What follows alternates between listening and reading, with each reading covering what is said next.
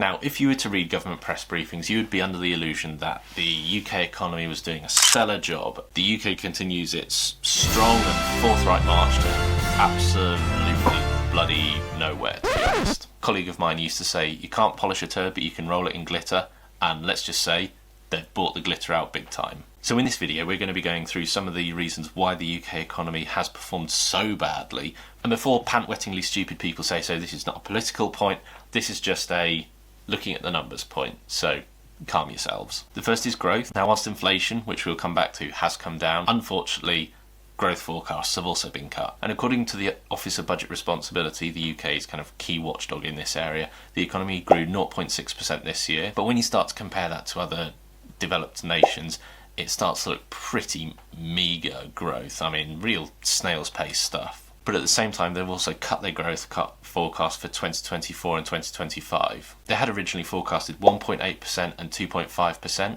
but they've now cut that to 0.7% and 1.4%. And living standards aren't expected to reach their pre-pandemic levels until 2027 or 2028, which is just shocking stuff. Even as we go beyond the muck and mire of the COVID period, what you invariably find when you start to look at this is the financial crisis was just a real turning point in a bad way for the UK economy. So having shrunk by about 6% between the first quarter of 2008 and the second quarter of 2009, the UK didn't fill that gap for 5 years. The average annual growth rate of the UK economy from 1997 to 2007 was about 2.7%. But after the financial crisis, from 2009 to 2022, the average growth rate was about 1.6%. The weak pound, the situation we find ourselves in is that the weak pound has basically means if you're exporting goods from the UK abroad, then you're having a gravy time because your goods are disproportionately cheaper when compared to other goods produced in other countries around the world.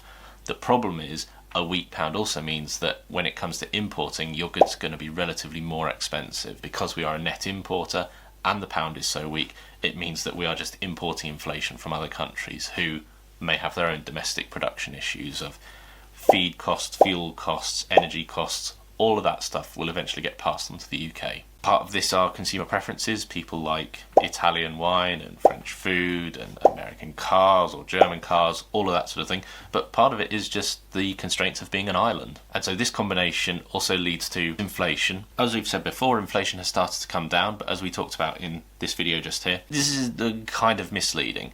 Whilst inflation may have fallen from about 11% to about 4.6%, that is not to say that prices have fallen. All that means is that the increase in prices has slowed down. So that's just an important thing that we have to clarify at this stage. And the reason why this can be such a drag on the economy is basically people find that the money runs out before the month runs out, and that their pennies and their pounds just don't go as far. In our video about inflation, one of the things we talked about is that the UK is a net importer of energy. We are a net importer of food. To give you an idea, we import about 54% of our beef, about 30% of our chickens, 98% of our strawberries, 99% of our rice, 60% of our apples. You go down the list. And so post-Brexit and post-COVID is that when you want to import goods, it means that you are just way more vulnerable to what's going on around the world. And so you can end up in a situation where you import inflation. Now, the problem with higher inflation and persistently higher inflation is that this leads to an increase in interest rates. The governor of the Bank of England literally had to come out to say,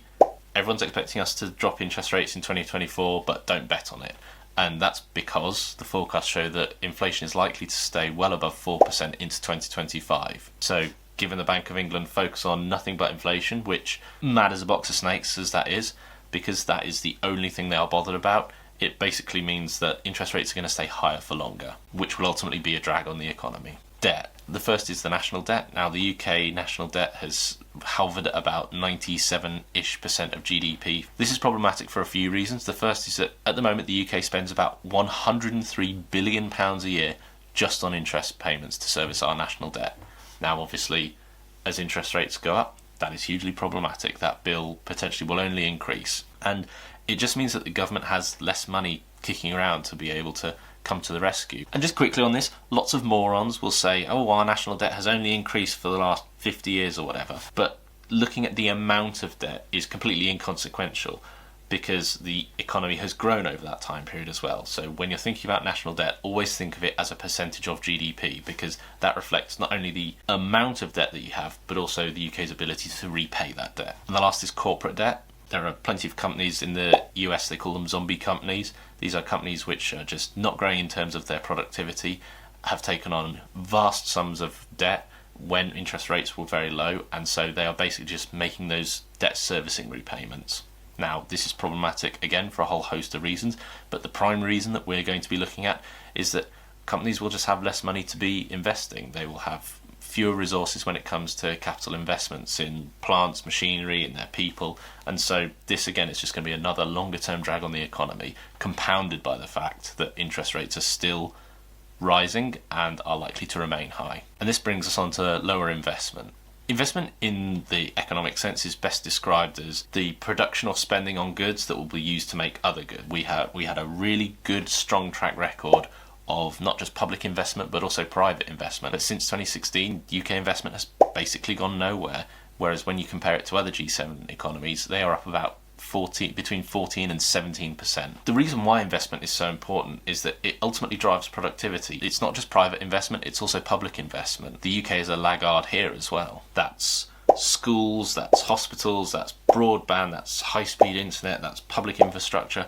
All these things are basically designed to make it easier to make things. And all this lower investment leads to lower productivity, which is our next point. After the financial crisis, investment just never recovered, and as a result, productivity has never recovered. And so what does productivity mean in economic terms? How much an individual person can produce in a fixed time period, a day, a week, a month, a year, whatever. And so how do you improve productivity? Better machines, better R&D, better processes, better training for your staff, all of those sorts of things will enable people to produce more.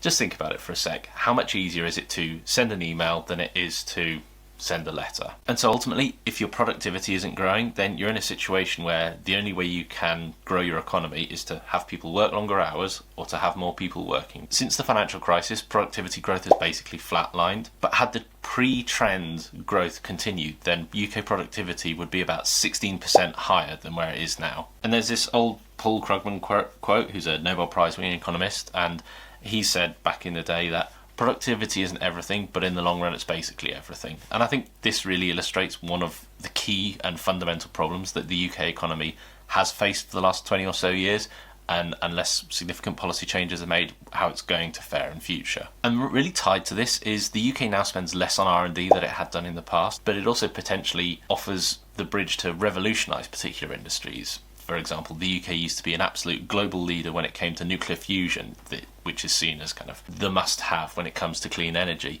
And actually over the last 5 or 10 years, we've really lagged behind and are not that much of a key player. Had the UK been able to make significant strides in unlocking this technology, that would be a huge economic deal. High inequality. The UK is a really economically unequal society. Context, about the top 1% of earners own about 20% of the wealth in the UK. And this is a problem which really has only gotten worse, again, since the financial crisis. And the UK has some of the worst inequality in the developed world, but that's only income. When you also look at wealth, the picture gets even more stark and even worse. One of the other key benefits is that you don't have this large consumer base that you can sell your goods to domestically. This is actually one of the real benefits that the US has. They have a not only a highly productive workforce, but also a well-paid workforce, and so it means that they can afford to buy American products. If you're someone who makes 30 grand a year, you spend a much greater proportion of that 30 grand a year just to get by on your housing, your clothing, all your needs, and to some degree some of your wants. It takes up a pretty decent proportion of that income. And this is what we call autonomous consumption. And what we basically find is that the proportion of income that people have to spend in order to keep themselves going in life is much smaller the more money you make. Regional inequality. As with wealth and income inequality, the UK is a highly regionally unequal society.